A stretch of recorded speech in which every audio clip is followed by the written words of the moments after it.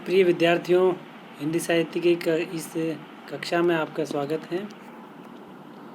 हिंदी साहित्य के इतिहास के तीसरे काल रीतिकाल के रीतिबद्ध कवियों में एक प्रमुख नाम भिखारी दास का भी शामिल है। रीतिबद्ध कवियों में जिन कवियों ने संपूर्ण काव्यांग का अथवा काव्य के किसी एक अंग का विवेचन अपने काव्य में किया है, उनमें से एक भिखारी दास रहे हैं। आइए हमारे पाठ्यक्रम में शामिल इनके काव्य और इनके कृतित्व के बारे में जो जानकारी दी गई है उसका हम अध्ययन आज करेंगे। इनके जीवन परिचय का भी हम उसकी भी जानकारी प्राप्त करेंगे। भिखारी दास रीतिबद्ध कवि हैं, अर्थात इन्होंने काव्य के संपूर्ण अंगों का अपने काव्य ग्रंथों में उपयोग किया है और काव्यांग विवेचन किया है। आचार्य कवि हैं, अर्थात इन्होंने काव्य का विवेचन करने के साथ संस्कृत काव्य ग्रंथों के आधार पर उनकी रचना की है और काव्य की विशेषताएं, गुण इत्यादि, काव्य के जो अंग हैं उनके गुण विशेषताएं इत्यादि भी अपने दोहों में, अपने काव्य में, अपने छंदों में, पदों में उसकी रचना करके आचार्यत्व का निर्वाह भी किया है।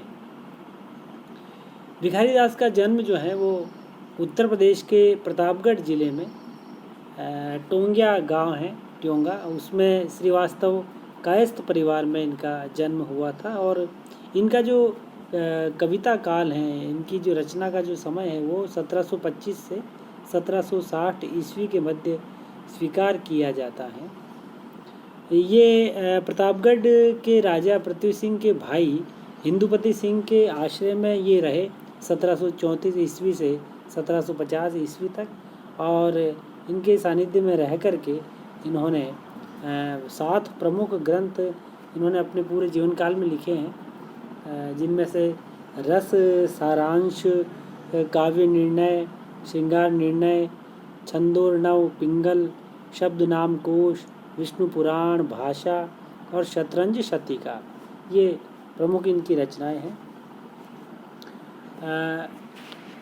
रस, सारांश और श्रृंगार निर्णय जो ग्रंथ हैं, इनमें रस की सामग्री और उनके भेदों तथा नायक नायिका के भेदों का वर्णन किया गया है और शब्दकोश, शब्द नाम कोश, विष्णु पुराण और शतरंज शतिका जो ग्रंथ हैं वो अपने नाम से स्पष्ट हैं। जैसा कि शब्द नाम कोश में ये पूरी शब्दकोश हैं, डिक्शनरी हैं, और विष्णु पुराण भाषा में विष्णु पुराण का भाषा अनुवाद है और शतरंज शतिका जो है वो शतरंज के खेल से जुड़ा हुआ है। काव्य निर्णय जो इनका ग्रंथ है उसमें मम्मट, विश्वनाथ, ये संस्कृत के आचार्य कवि हैं।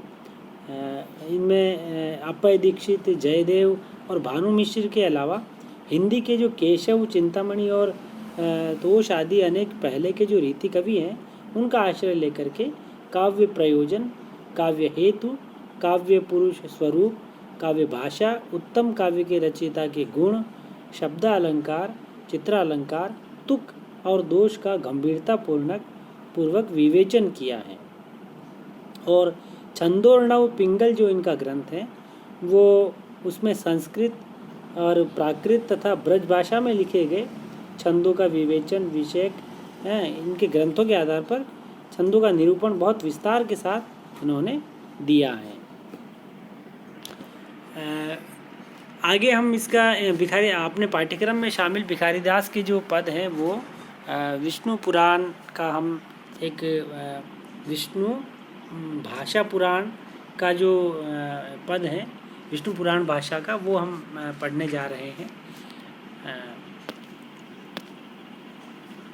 ये पद हमारे सामने है, ये पहला ही पद है और इस पद में भिखारी दास क्या कहते हैं, ये रीतिकाल की जब घोर सांसारिकता हो गई थी, जैसा कि हम जानते हैं कि रीतिकाल में कवि जो हैं दरबारों के आश्रय में रह करके काव्य रचना करते थे और श्रृंगार परक रचनाएं जिनसे राजाओं की तुष्टि, संतुष्टि और विलासिता का प्रक्रम उपक्रम हो पाए, ऐसे कार्य करके वो अपना अर्जन किया करते थे। तो इसके इन सारी चीज़ों से, अपने परिवेश से उपता करके कवि जो है वो रीतिकाल का ये कवि भक्ति की शरण में भी जाता है और भक्ति के पद लिखता है। ये जो हम पढ़ेंगे, इसमें भगवान विष्णु की आराधना करके वो उनसे मुक्ति और मुक्ति सुधारने की बात कह रहे हैं। तो इन्होंने, भिखारी दास ने विष्णु के अलावा राम और शिव, गणेश इत्यादि सभी आराध्य देव की भी अपने काव्य में अर्चना की है। आइए इस पद की हम व्याख्या पढ़ते हैं, समझते हैं। दो इंद्रिन को ईश विश्व भावन जगदीश्वर, जो प्रधान बुद्ध्यादि सकल जग को प्रपंच कर। दो इंद्रिन को ईश विश्व भावन जगदीश्वर, जो प्रधान बुद्ध्यादि सकल जग को प्रपंच कर। अब यहाँ पर कवि भगवान विष्णु की आराधना और जय जयकार करता हुआ कह रहा है कि भगवान विष्णु जो है वो विश्व भावन है, जगदीश्वर है। इस विश्व में दो इंद्रियों, मन और बुद्धि के स्वामी हैं, है ना। तो दो इंद्रियों को ईश विश्व भावन जगदीश्वर, जो प्रधान बुद्धियादि सकल जग को प्रपंच कर। जो प्रधान बुद्धियादि सकल जग को प्रपंच कर, यानी संपूर्ण जगत के प्रपंच जितने भी हैं, जितने भी प्रपंच मौजूद हैं, उनमें माया, मोह, लोक व्यवहार, लोभ, काम, क्रोध, ये बुद्धि, प्रधान बुद्धि से स्वार्थ, ये सारे जितने भी प्रपंच हैं, उन सभी प्रपंचों की रचना करने वाले भगवान विष्णु हैं, जगत के निर्माता। उनकी सारी जो माया है, प्रपंच हैं, उसका भी निर्माण करने वाले हैं। और परम पुरुष पूर्वत सृष्टि स्थिति लय का कारण। परम पुरुष पूर्वत सृष्टि स्थिति लय को कारण। और भगवान विष्णु को पुराणों में, पूर्वत पुराणों में परम पुरुष कहा है, श्रेष्ठ पुरुष की संज्ञा दी है। वो किस लिए? सृष्टि स्थिति लय को कारण। सृष्टि, पूरे संसार की स्थिति, यानी उसका पालन पोषण और उसकी रचना प्रक्रिया को लगातार जारी रखने के कारण परम पुरुष की संज्ञा भगवान विष्णु को दी गई है। विष्णु पुंडिकाक्ष, मुक्तिप्रद, मुक्ति सुधारन। और पुंडिकाक्ष यानी कमल के समान नेत्रों वाले विष्णु। पुंडिकाक्ष यानी कमल के समान है नेत्र जिनके, तो भगवान विष्णु वो मुक्तिप्रद यानी मुक्ति देने वाले, मुक्ति सुधारन और मुक्ति सुधारने वाले, भक्त की आत्मा को मुक्ति देने वाले, और उसकी जीवात्मा का जो जीवन है, ये जो योनि है वो मनुष्य योनि, मनुष्य जीवन, वो सुधारने वाले ज्ञात होते हैं। तो ये भक्त आत्मा के प्रति ईश्वर की जो कृपा है, अनुग्रह है, उसको भिखारी दास यहाँ पर अपने काव्य में दिखा रहे हैं, दर्शा रहे हैं। कवि विष्णु की भक्ति भावना जगाता हुआ आगे कवि क्या कह रहे हैं कि जय दास ब्रह्म, जय दास, तो यहाँ पर भिखारी दास ने अपनी छाप लगाई है, दास यानी भिखारी दास। जय दास ब्रह्म अक्षर कहिए, जो गुण उदती तरंगमय।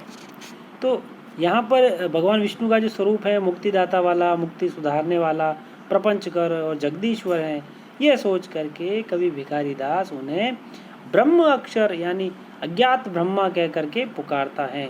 जय दास, जिनको दास भिखारी दास ब्रह्म अक्षर कहता है, और जो गुण उदधि तरंगमय। तो कवि के गुण उदधि यानी गुण यानी हृदय, उदधि यानी समुद्र। तो हृदय रूपी सागर में भक्ति भावना की जो तरंगे उठ रही हैं, उससे उन भक्ति भावना की तरंगों से ईश्वर के ब्रह्म अक्षर स्वरूप का संज्ञान ले रहा है कवि, उनको ब्रह्म स्वरूप मान रहा है। और ते ही सुमरी सुमरी पाए नि परी है, तो भगवान विष्णु का जो मुक्तिदाता वाला जो स्वरूप है, वो उनकी विष्णु की जो भक्ति है उसको सुमरी सुमरी यानी याद कर कर के, सुमर सुमर के याद कर कर के पाए नि परी है, तो पाँव पड़िए है। कवि भिखारीदास स्वयं भी पाँव पड़ने की बात कर रहा है और भक्तों को और ईश्वर की कृपा चाहने वालों को भी यही कह रहा है कि पाँव पड़िए और करिए जयति जय जयति जय, और ऐसे प्रभु की, ऐसे ईश्वर की जय जयकार कीजिए, अर्थात उनकी शरण में जाइए, उनका अनुग्रह प्राप्त करिए। और शरण में जो जाएगा, उनकी जय जयकार जो करेगा, स्मरण जो करेगा, उसको ही भगवत कृपा का प्रसाद मिलेगा। तो यहाँ पर भगवान विष्णु के प्रति भिखारीदास की भक्ति भावना प्रकट हुई है। यहाँ पर हम देखते हैं कि भगवान विष्णु को भिखारीदास जो है वो विश्व भावन, जगदीश्वर, जगत के प्रपंच कर, है ना, और सृष्टि स्थिति लय को कारण, ऐसी मुक्ति सुधारण, ऐसी संज्ञा जो है, ऐसे विशेषण से वो उनकी विशेषता बताता है। उनको विष्णु ऐसे विशेषण के माध्यम से सभी भक्तों को, सभी प्राणियों को भगवान विष्णु की भक्ति करने के लिए प्रेरित करता है। तो यहाँ पर ये भक्ति रस का पूरा पद है, और ये पूरा जो पद है, ये इसकी जो भाषा है, चूँकि रीतिकाल की संपूर्ण काल की भाषा जो है कवियों की, वो ब्रज भाषा रही है, और इसमें प्रसाद गुण है।